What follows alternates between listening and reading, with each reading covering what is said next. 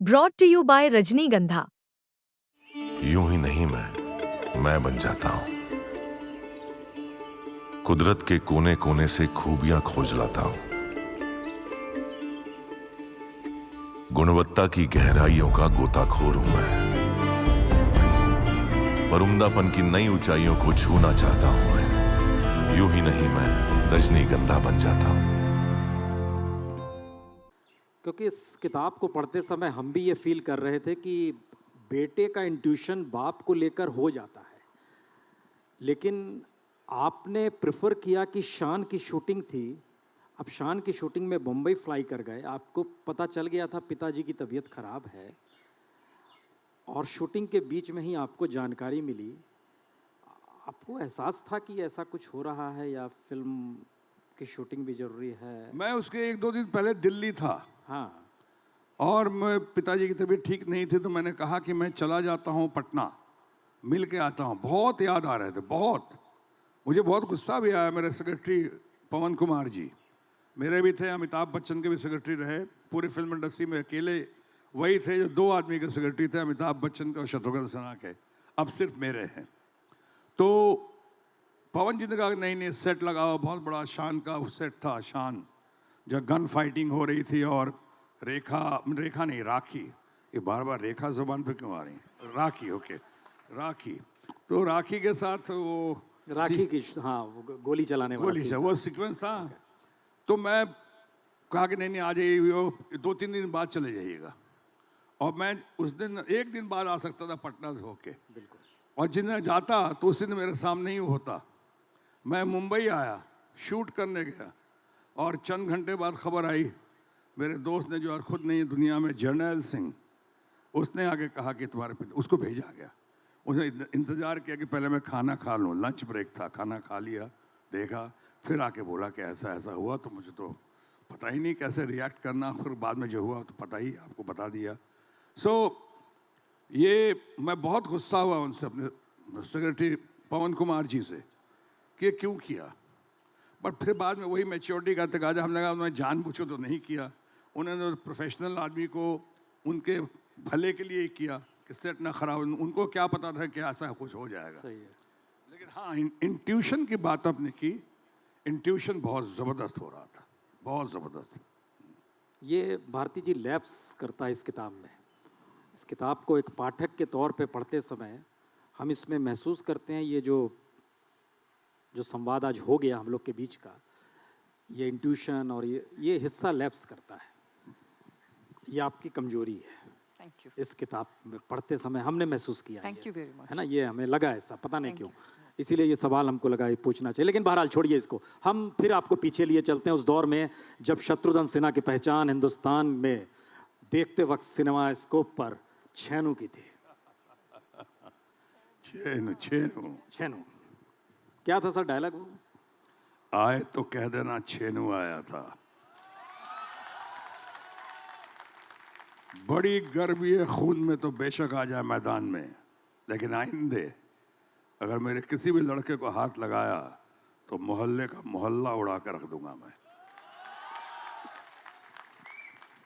ऐसा ही कुछ था। हाँ, मतलब हम लोग भी जब पटना यूनिवर्सिटी पहुंचे तो इस डायलॉग को, आपने साइंस कॉलेज का जिक्र किया, हम भी साइंस कॉलेज से बीएन कॉलेज का सफ़र किया और संयोग से स्टूडेंट यूनियन में ये दोनों डायलॉग बोले गए। पटना साइंस कॉलेज में भी बोला जाता था जिस वक्त हम पढ़ाई कर रहे थे, फिर बीएन कॉलेज में आए वहाँ भी बोला जाता था और आपको लोग याद करते थे। इस बात का जिक्र करना जरूरी था।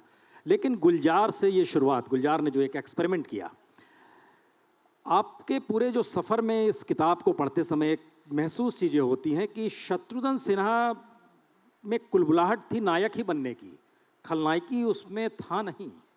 और इस किताब को ख़त्म करते करते लगता है ये शख्स कितना भावुक है अंदर से और कितना कमज़ोर भी है। एक तो मैं हमेशा कहता और मानता रहा हूँ, माँ बाप की वजह से, परिवार की वजह से मैं कितना कहता रहा हूँ कि बिहार मेरी कमज़ोरी है और बिहार ही मेरी मजबूती है। वो जो जोश आता है वो भी वहीं के गलियों में खेल के जो बड़ा हुआ, वहीं के लोगों की वजह से। और कमज़ोरी भी है वहीं कि क्या हो रहा है।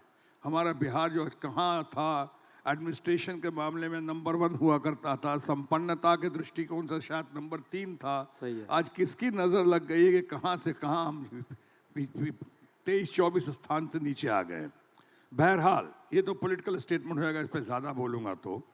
लेकिन आपने भी कहा खलनायकी में वो कुलबुलाहट थी हीरो बनने की।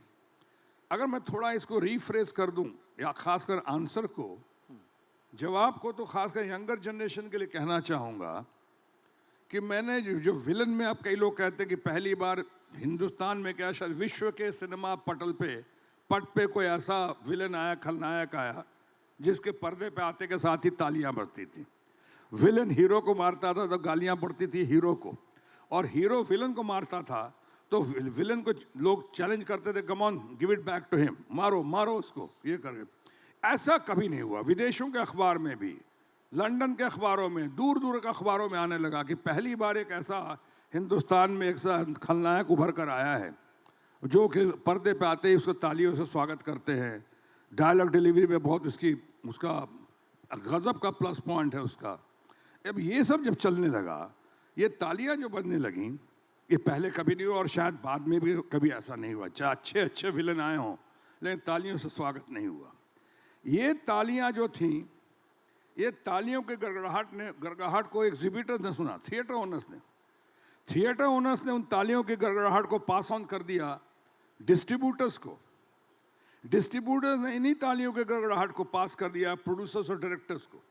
और वो प्रोड्यूसर डायरेक्टर्स जो कल आपको विलन ले रहे थे, विलन के तौर पे ले रहे थे, कटी फटी शक्ल होने की वजह से, जिस वजह से भी, उन्हीं को मजबूर होके लोगों के सामने सर नतमस्तक होके मुझे लीडिंग मैन हीरो के तौर पे लेना पड़ा। मिसाल के तौर पे एक फिल्म आई थी बाबुल की गलियां, हेमा मालिनी थी, मैं विलन था और संजय खान साहब उसके हीरो थे।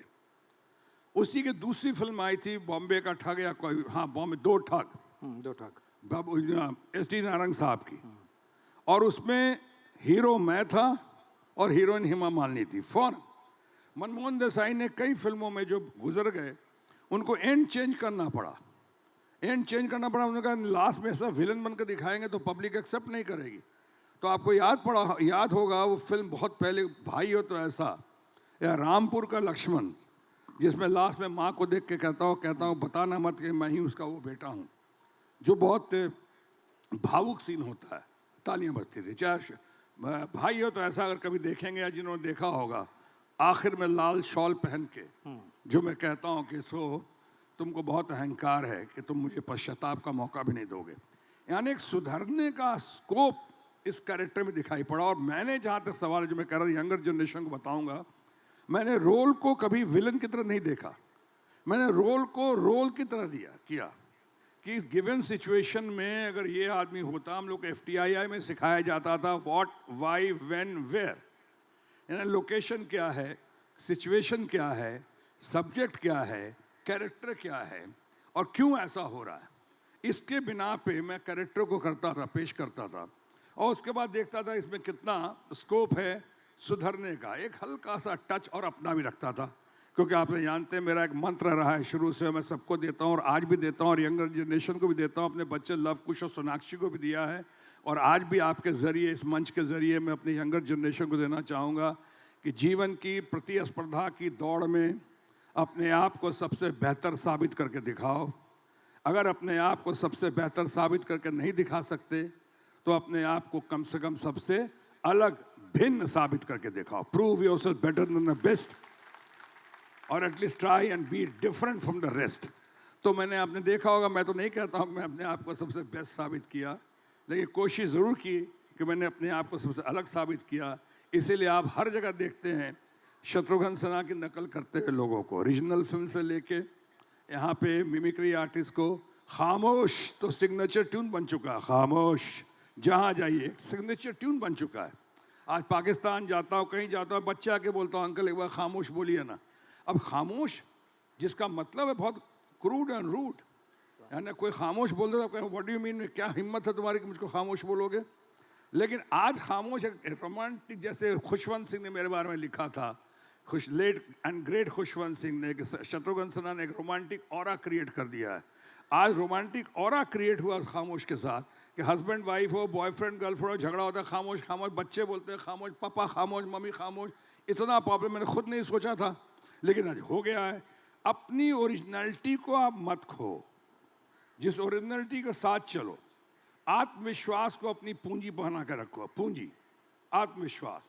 इससे आत्मविश्वास होगा, कॉन्फिडेंस होगा तो कन्विक्शन होगा, कन्विक्शन होगा तो डेडिकेशन आएगी, डेडिकेशन होगा तो कमिटमेंट बन जाएगी, और कमिटमेंट डेडिकेशन हो जाएगा कॉन्फिडेंस और कन्विक्शन के साथ, तो कंफर्ट लेवल आपके कदम चूमेगी, इसमें दो राय नहीं है। कामयाबी आपके कदम चूमेगी।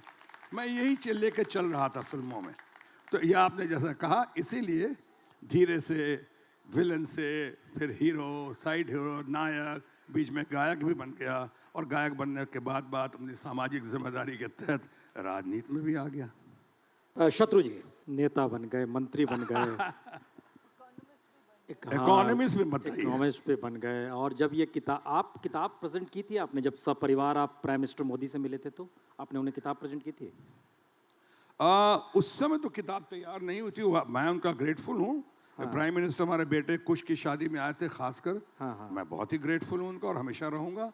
लेकिन उस वक्त ये किताब तैयार नहीं थी उस समय। लेकिन हाँ, उसके बाद हमने कोशिश की मिलने की, अगर मुलाकात हो जाती तो मैं दे देता। वैसे रामनाथ कोविंद जी को, जो भारत के महामहिम हैं, उनको उनसे बनने से पहले जब गवर्नर थे तो बिहार में सबसे पहले पुस्तक मैंने उनको ही पेश की थी। तो ये फिल्म का डायलॉग कभी आप इनके सामने तो नहीं बोल पाए ना, खामोश? अभी तो ये लग रहा है कि कौन खामोश, तो लगता है पूरे हम सब खामोश हो गए हैं। आज तो कई बार ऐसा लग रहा है जो माहौल चल रहा है उसमें प्रसन्न जी सब कोई खामोश हैं। अब किसी को भी नजर आती नहीं कोई दरार, अब किसी को भी नजर आती नहीं कोई दरार, घर की हर दीवार पे चिपके हैं इतने इश्तहार। मैं बहुत कुछ सोचता रहता हूँ, मैं बहुत कुछ सोचता रहता हूँ पर कहता नहीं, बोलना भी है मना, सच बोलना तो दरकिनार। इस सिरे से उस सिरे तक सब शरीके जुर्म हैं, आदमी या तो जमानत पे रिहा है या फरार। रौनके जन्नत जरा भी मुझको रास आई नहीं, मैं जहन्नुम में बहुत खुश था मेरे परवरदिगार। क्या बात है सर।